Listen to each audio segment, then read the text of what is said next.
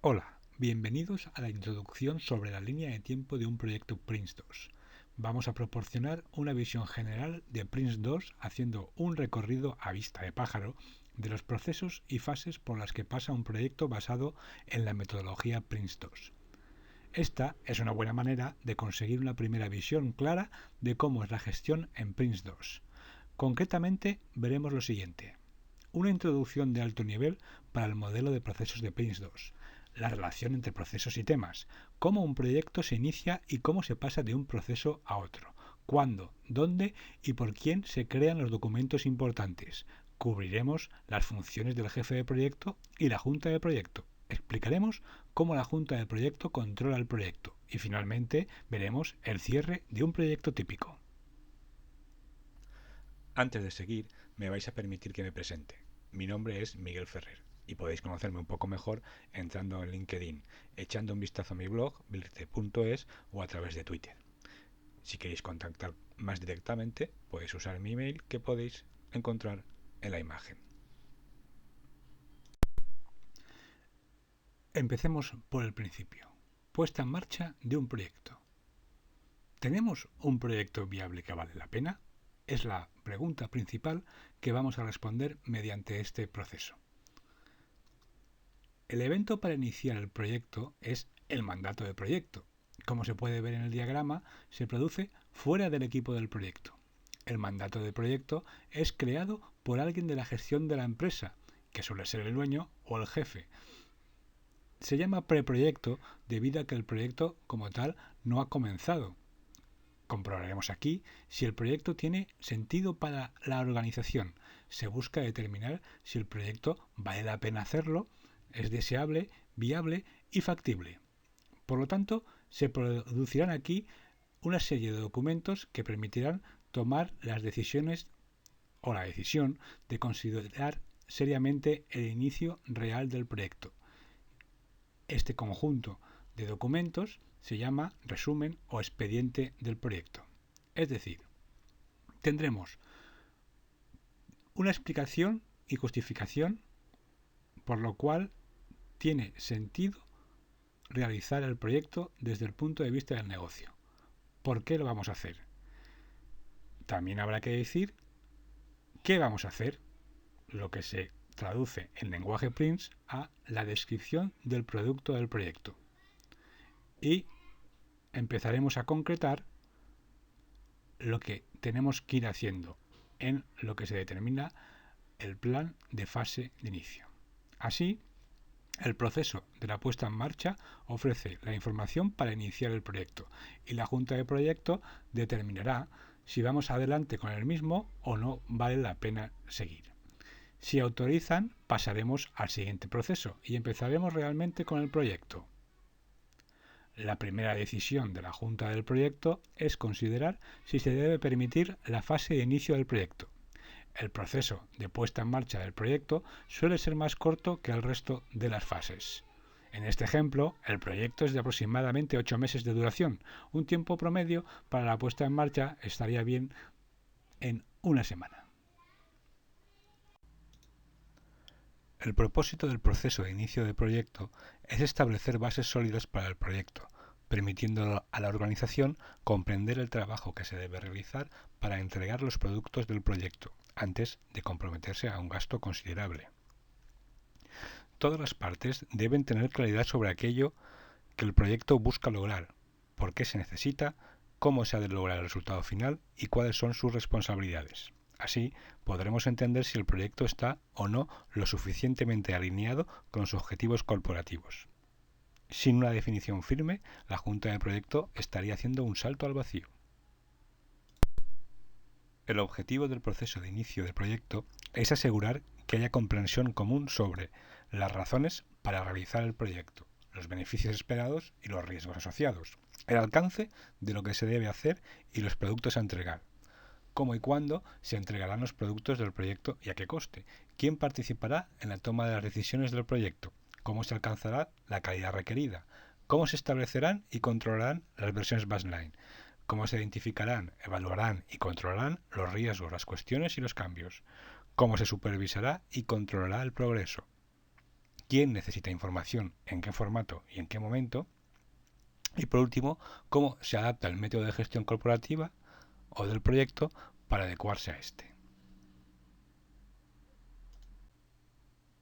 Para recoger todo esto que hemos comentado, se trabajarán y crearán los siguientes documentos. 4 documentos de estrategia, donde se establecen la estrategia de riesgos, la estrategia de comunicación, la estrategia de calidad y la estrategia de configuración. El documento Business Case definitivo, que es responsabilidad del ejecutivo. El plan de proyecto, que explica la división en fases, las descripciones de productos, que explican lo que vamos a ir haciendo, y los controles del proyecto, que describen cómo se controla el mismo, los roles y responsabilidades, definiendo la estructura del proyecto del equipo de gestión. La fase de inicio es donde la mayoría de las actividades de iniciación de un proyecto se realizan. Es más larga que el proceso de puesta en marcha del proyecto y por lo general no es tan larga como una fase de creación de productos o entregables. Claro que esto depende del tipo de proyecto. Por lo general podemos establecer que la etapa de inicio es 4 veces la de la puesta en marcha. La junta de proyecto, ahora, verificando y estudiando la documentación aportada, debe proceder a autorizar que comience el proyecto. Y por lo tanto, implica que autoriza el comienzo de la primera fase. Si autorizan, hay que ponerse manos a la obra a empezar a producir todo aquello que hemos descrito en los documentos anteriormente comentados. Si no autorizan, querrá decir que la Junta de Proyecto ha determinado que no es un proyecto viable, pero esta decisión habrá sido tomada en base a información concreta y clara que les lleva a esa conclusión. A partir de aquí y con la autorización de la Junta de Proyecto, se empieza a crear lo que el proyecto entregará. Es decir, empezamos a hacer lo que se nos ha pedido. Para ello, Prince dispone de 3 procesos. Uno de control de fase, otro de gestión de entrega de productos o entregables que se van produciendo y otro dedicado a la gestión de los límites de cada fase. En el control de fases y entrega de productos es donde el director de proyectos hace la mayor parte de su trabajo día a día. Realiza principalmente las siguientes actividades. Dar a conocer el trabajo a los jefes de equipo. Revisar continuamente el estado de la fase. Presentar informes periódicos a la junta de proyecto. Capturar y examinar problemas y riesgos y escalarlos si es necesario. Tomar medidas correctivas para resolver los problemas dentro de las tolerancias establecidas. Posteriormente, y cerca del final de la fase, se ejecutará el proceso de límite de fase, en el cual se gestionan el final y se crean informes sobre cómo la fase ha ido evolucionando. El objetivo de este proceso es posibilitar que la Junta de Proyecto reciba la información suficiente por parte del Project Manager para que pueda revisar el desarrollo satisfactorio de la fase actual y poder proceder a autorizar la siguiente fase. Dado que el proyecto se divide en fases, se llevarán a cabo las mismas actividades que hemos comentado por cada una de las fases que el proyecto tenga o haya definido. Apuntar también que normalmente las fases se dividen en periodos de unas 4 o 8 semanas. De esta forma hay tiempo suficiente para realizar los trabajos, entregar los paquetes de trabajo finalizados y proceder a realizar informes y control sobre los límites de fase. Por lo tanto, por cada fase se controla su desarrollo, se van aprobando los productos recibidos y hacia el final, como decimos, de cada una de ellas se preparan los informes de control y planes para la siguiente fase. Esto es así en todas las fases del proyecto, excepto en la última, donde además se ejecuta el proceso de cierre del proyecto. Última fase de entrega y cierre del proyecto. El proyecto continúa hasta que todas las etapas de entrega estén completas. El proceso de cierre de un proyecto es el que se inicia cerca del final de la última fase. Es donde el director de proyecto prepara el cierre del proyecto. La última cosa que el director de proyecto va a hacer es recomendar el cierre del proyecto a la junta del proyecto. Por lo tanto, no es el director de proyecto el que cierra el proyecto. La última decisión que la junta de proyecto realizará es cerrar el proyecto. Esto se conoce como autorizar el cierre del proyecto.